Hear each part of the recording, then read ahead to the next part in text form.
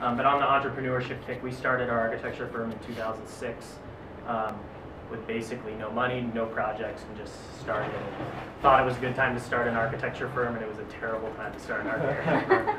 But small lot actually saved us, and why we're still here today. So, how many of you were at the first small lot subdivision seminar? Okay, so is there anyone here that has a question as to what small lot even is? Don't be shy. Everyone knows? Okay, that makes it easier.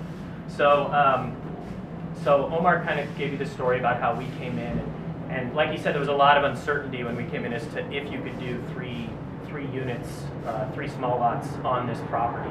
And Venice has a rule that says you're only allowed to do 2 units on any lot in Venice. And so the tricky part was that really when you're doing small lot subdivision, you're subdividing. So in essence, once we're subdivided, we're only putting 1 unit on each lot.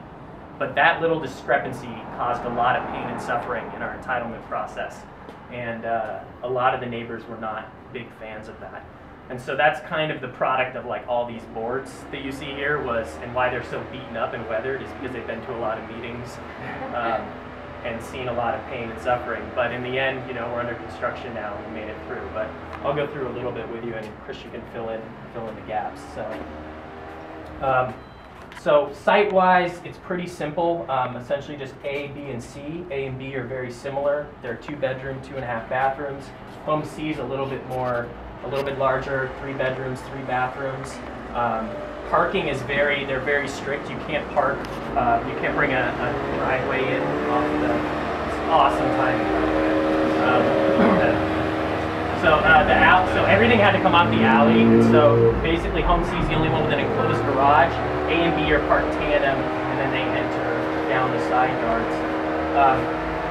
Before we designed anything on this, we did a pretty extensive site analysis because we knew we were going to get a lot of opposition from the neighborhood. And one of the key strategies that we implement in our office is instead of trying to hide from the community, even if we know we're going to get resistance, we go to them early and often so that we can actually find out what they don't like. And then we kind of build our case against that. And that's exactly what these boards are. So when we went to the first community meeting that Omar had to